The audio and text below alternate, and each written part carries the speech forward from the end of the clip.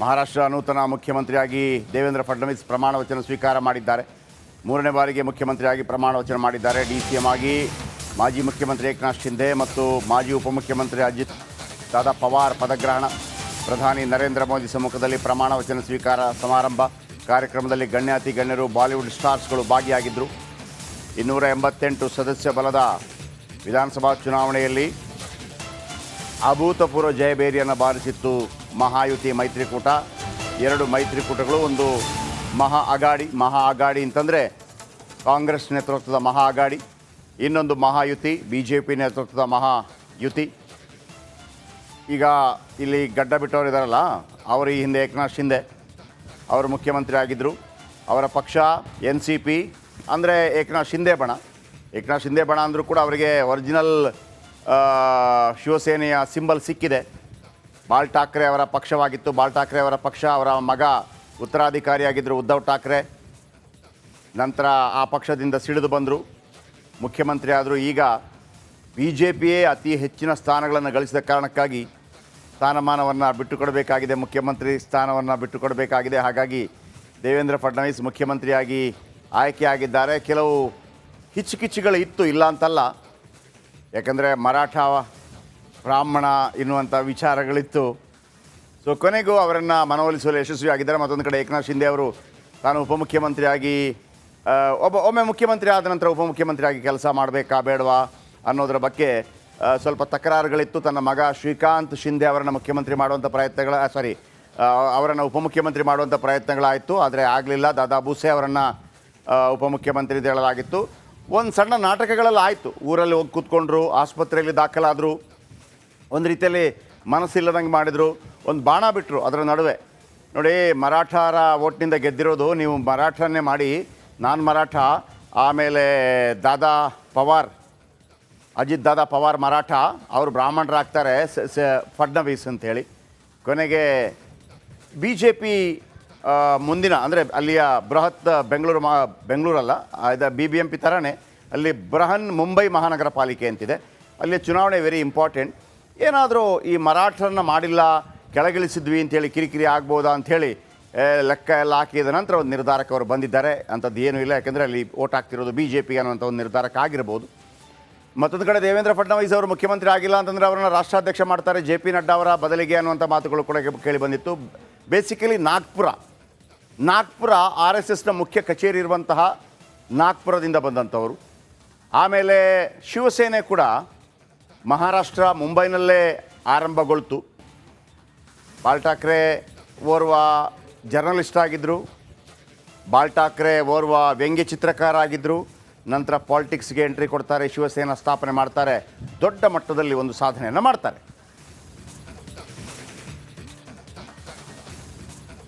ಮಹಾರಾಷ್ಟ್ರ ನೂತನ ಮುಖ್ಯಮಂತ್ರಿಯಾಗಿ ದೇವೇಂದ್ರ ಫಡ್ನವೀಸ್ ಪ್ರಮಾಣ ವಚನ ಸ್ವೀಕಾರ ಮಾಡಿದ್ದಾರೆ.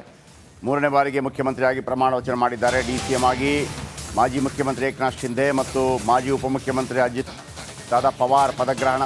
ಪ್ರಧಾನಿ ನರೇಂದ್ರ ಮೋದಿ ಸಮ್ಮುಖದಲ್ಲಿ ಪ್ರಮಾಣ ವಚನ ಸ್ವೀಕಾರ ಸಮಾರಂಭ. ಕಾರ್ಯಕ್ರಮದಲ್ಲಿ ಗಣ್ಯಾತಿ ಗಣ್ಯರು, ಬಾಲಿವುಡ್ ಸ್ಟಾರ್ಸ್ಗಳು ಭಾಗಿಯಾಗಿದ್ದರು. 288 ಸದಸ್ಯ ಬಲದ ವಿಧಾನಸಭಾ ಚುನಾವಣೆಯಲ್ಲಿ ಅಭೂತಪೂರ್ವ ಜಯಬೇರಿಯನ್ನು ಬಾರಿಸಿತ್ತು ಮಹಾಯುತಿ ಮೈತ್ರಿಕೂಟ.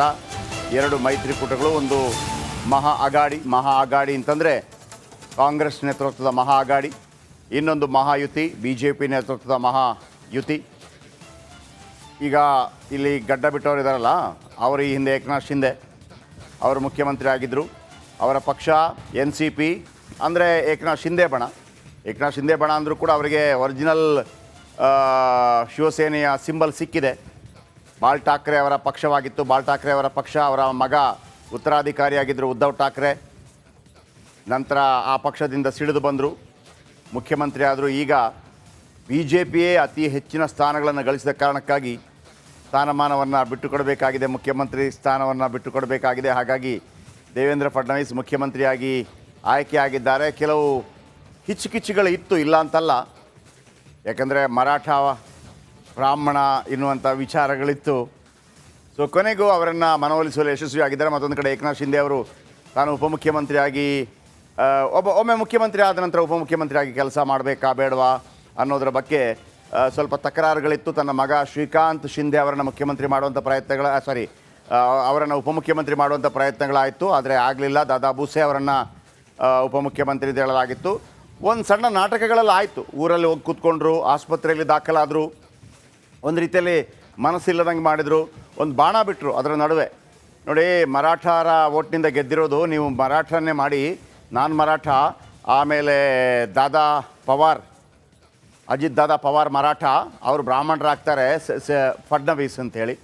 ಕೊನೆಗೆ ಬಿ ಜೆ ಪಿ ಮುಂದಿನ ಅಂದರೆ ಅಲ್ಲಿಯ ಬೃಹತ್ ಬೆಂಗಳೂರಲ್ಲ, ಇದು BBMP ಥರನೇ ಅಲ್ಲಿ ಬೃಹನ್ ಮುಂಬೈ ಮಹಾನಗರ ಪಾಲಿಕೆ ಅಂತಿದೆ. ಅಲ್ಲಿ ಚುನಾವಣೆ ವೆರಿ ಇಂಪಾರ್ಟೆಂಟ್. ಏನಾದರೂ ಈ ಮರಾಠರನ್ನ ಮಾಡಿಲ್ಲ, ಕೆಳಗಿಳಿಸಿದ್ವಿ ಅಂತೇಳಿ ಕಿರಿಕಿರಿ ಆಗ್ಬೋದಾ ಅಂಥೇಳಿ ಲೆಕ್ಕ ಎಲ್ಲ ಹಾಕಿದ ನಂತರ ಒಂದು ನಿರ್ಧಾರಕ್ಕೆ ಅವರು ಬಂದಿದ್ದಾರೆ. ಅಂಥದ್ದು ಏನೂ ಇಲ್ಲ, ಯಾಕೆಂದರೆ ಅಲ್ಲಿ ಓಟ್ ಹಾಕ್ತಿರೋದು BJP ಅನ್ನುವಂಥ ಒಂದು ನಿರ್ಧಾರಕ್ಕೆ ಆಗಿರ್ಬೋದು. ಮತ್ತೊಂದು ಕಡೆ ದೇವೇಂದ್ರ ಫಡ್ನವೀಸ್ ಅವರು ಮುಖ್ಯಮಂತ್ರಿ ಆಗಿಲ್ಲ ಅಂತಂದರೆ ಅವರನ್ನು ರಾಷ್ಟ್ರಾಧ್ಯಕ್ಷ ಮಾಡ್ತಾರೆ JP ನಡ್ಡಾ ಅವರ ಬದಲಿಗೆ ಅನ್ನುವಂಥ ಮಾತುಗಳು ಕೂಡ ಕೇಳಿ ಬಂದಿತ್ತು. ಬೇಸಿಕಲಿ ನಾಗ್ಪುರ RSSನ ಮುಖ್ಯ ಕಚೇರಿ ಇರುವಂತಹ ನಾಗ್ಪುರದಿಂದ ಬಂದಂಥವರು. ಆಮೇಲೆ ಶಿವಸೇನೆ ಕೂಡ ಮಹಾರಾಷ್ಟ್ರ ಮುಂಬೈನಲ್ಲೇ ಆರಂಭಗೊಳ್ತು. ಬಾಲ್ ಠಾಕ್ರೆ ಓರ್ವ ಜರ್ನಲಿಸ್ಟ್ ಆಗಿದ್ದರು, ಬಾಲ್ ಠಾಕ್ರೆ ಓರ್ವ ವ್ಯಂಗ್ಯ ಚಿತ್ರಕಾರ ಆಗಿದ್ದರು. ನಂತರ ಪಾಲಿಟಿಕ್ಸ್ಗೆ ಎಂಟ್ರಿ ಕೊಡ್ತಾರೆ, ಶಿವಸೇನಾ ಸ್ಥಾಪನೆ ಮಾಡ್ತಾರೆ, ದೊಡ್ಡ ಮಟ್ಟದಲ್ಲಿ ಒಂದು ಸಾಧನೆಯನ್ನು ಮಾಡ್ತಾರೆ.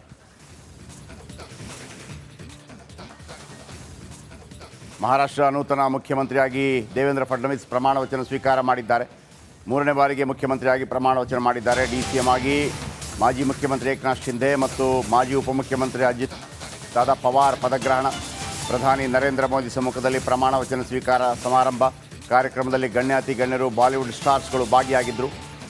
288 ಸದಸ್ಯ ಬಲದ ವಿಧಾನಸಭಾ ಚುನಾವಣೆಯಲ್ಲಿ ಅಭೂತಪೂರ್ವ ಜಯಬೇರಿಯನ್ನು ಬಾರಿಸಿತ್ತು ಮಹಾಯುತಿ ಮೈತ್ರಿಕೂಟ. 2 ಮೈತ್ರಿಕೂಟಗಳು, ಒಂದು ಮಹಾ ಅಗಾಡಿ ಅಂತಂದರೆ ಕಾಂಗ್ರೆಸ್ ನೇತೃತ್ವದ ಮಹಾ ಅಗಾಡಿ, ಇನ್ನೊಂದು ಮಹಾಯುತಿ BJP ನೇತೃತ್ವದ ಮಹಾಯುತಿ. ಈಗ ಇಲ್ಲಿ ಗಡ್ಡ ಬಿಟ್ಟವರು ಇದ್ದಾರಲ್ಲ, ಅವರು ಈ ಹಿಂದೆ ಏಕನಾಥ್ ಶಿಂದೆ ಅವರು ಮುಖ್ಯಮಂತ್ರಿ ಆಗಿದ್ದರು. ಅವರ ಪಕ್ಷ NCP ಅಂದರೆ ಏಕನಾಥ್ ಶಿಂದೆ ಬಣ ಅಂದರೂ ಕೂಡ ಅವರಿಗೆ ಒರಿಜಿನಲ್ ಶಿವಸೇನೆಯ ಸಿಂಬಲ್ ಸಿಕ್ಕಿದೆ. ಬಾಲ್ ಠಾಕ್ರೆ ಅವರ ಪಕ್ಷವಾಗಿತ್ತು. ಬಾಲ್ ಠಾಕ್ರೆ ಅವರ ಪಕ್ಷ, ಅವರ ಮಗ ಉತ್ತರಾಧಿಕಾರಿಯಾಗಿದ್ದರು ಉದ್ಧವ್ ಠಾಕ್ರೆ. ನಂತರ ಆ ಪಕ್ಷದಿಂದ ಸಿಡಿದು ಬಂದರು, ಮುಖ್ಯಮಂತ್ರಿ ಆದರು. ಈಗ BJPಯೇ ಅತಿ ಹೆಚ್ಚಿನ ಸ್ಥಾನಗಳನ್ನು ಗಳಿಸಿದ ಕಾರಣಕ್ಕಾಗಿ ಸ್ಥಾನಮಾನವನ್ನು ಬಿಟ್ಟುಕೊಡಬೇಕಾಗಿದೆ, ಮುಖ್ಯಮಂತ್ರಿ ಸ್ಥಾನವನ್ನು ಬಿಟ್ಟುಕೊಡಬೇಕಾಗಿದೆ. ಹಾಗಾಗಿ ದೇವೇಂದ್ರ ಫಡ್ನವೀಸ್ ಮುಖ್ಯಮಂತ್ರಿಯಾಗಿ ಆಯ್ಕೆಯಾಗಿದ್ದಾರೆ. ಕೆಲವು ಹಿಚ್ಚುಕಿಚ್ಚುಗಳು ಇತ್ತು, ಇಲ್ಲ ಅಂತಲ್ಲ, ಯಾಕಂದರೆ ಮರಾಠ ಬ್ರಾಹ್ಮಣ ಎನ್ನುವಂಥ ವಿಚಾರಗಳಿತ್ತು. ಸೊ ಕೊನೆಗೂ ಅವರನ್ನು ಮನವೊಲಿಸುವಲ್ಲಿ ಯಶಸ್ವಿಯಾಗಿದ್ದಾರೆ. ಮತ್ತೊಂದು ಕಡೆ ಏಕನಾಥ್ ಶಿಂದೆ ಅವರು ತಾನು ಉಪಮುಖ್ಯಮಂತ್ರಿಯಾಗಿ ಒಮ್ಮೆ ಮುಖ್ಯಮಂತ್ರಿ ಆದ ನಂತರ ಉಪಮುಖ್ಯಮಂತ್ರಿಯಾಗಿ ಕೆಲಸ ಮಾಡಬೇಕಾ ಬೇಡವಾ ಅನ್ನೋದರ ಬಗ್ಗೆ ಸ್ವಲ್ಪ ತಕರಾರುಗಳಿತ್ತು. ತನ್ನ ಮಗ ಶ್ರೀಕಾಂತ್ ಶಿಂದೆ ಅವರನ್ನು ಮುಖ್ಯಮಂತ್ರಿ ಮಾಡುವಂಥ ಅವರನ್ನು ಉಪಮುಖ್ಯಮಂತ್ರಿ ಮಾಡುವಂಥ ಪ್ರಯತ್ನಗಳಾಯಿತು, ಆದರೆ ಆಗಲಿಲ್ಲ. ದಾದಾ ಭೂಸೆ ಅವರನ್ನು ಉಪಮುಖ್ಯಮಂತ್ರಿ ಹೇಳಲಾಗಿತ್ತು.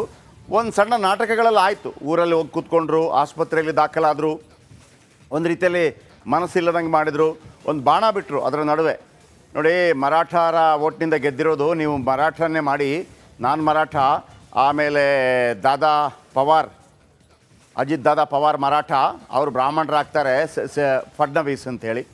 ಕೊನೆಗೆ BJP ಮುಂದಿನ ಅಂದರೆ ಅಲ್ಲಿಯ ಬೃಹತ್ ಬೆಂಗಳೂರಲ್ಲ, ಇದು BBMP ಥರನೇ ಅಲ್ಲಿ ಬೃಹನ್ ಮುಂಬೈ ಮಹಾನಗರ ಪಾಲಿಕೆ ಅಂತಿದೆ. ಅಲ್ಲಿ ಚುನಾವಣೆ ವೆರಿ ಇಂಪಾರ್ಟೆಂಟ್. ಏನಾದರೂ ಈ ಮರಾಠರನ್ನ ಮಾಡಿಲ್ಲ, ಕೆಳಗಿಳಿಸಿದ್ವಿ ಅಂತೇಳಿ ಕಿರಿಕಿರಿ ಆಗ್ಬೋದಾ ಅಂಥೇಳಿ ಲೆಕ್ಕ ಎಲ್ಲ ಹಾಕಿದ ನಂತರ ಒಂದು ನಿರ್ಧಾರಕ್ಕೆ ಅವರು ಬಂದಿದ್ದಾರೆ. ಅಂಥದ್ದು ಏನೂ ಇಲ್ಲ, ಯಾಕೆಂದರೆ ಅಲ್ಲಿ ಓಟ್ ಹಾಕ್ತಿರೋದು BJP ಅನ್ನುವಂಥ ಒಂದು ನಿರ್ಧಾರಕ್ಕೆ ಆಗಿರ್ಬೋದು. ಮತ್ತೊಂದು ಕಡೆ ದೇವೇಂದ್ರ ಫಡ್ನವೀಸ್ ಅವರು ಮುಖ್ಯಮಂತ್ರಿ ಆಗಿಲ್ಲ ಅಂತಂದರೆ ಅವರನ್ನು ರಾಷ್ಟ್ರಾಧ್ಯಕ್ಷ ಮಾಡ್ತಾರೆ JP ನಡ್ಡಾ ಅವರ ಬದಲಿಗೆ ಅನ್ನುವಂಥ ಮಾತುಗಳು ಕೂಡ ಕೇಳಿ ಬಂದಿತ್ತು.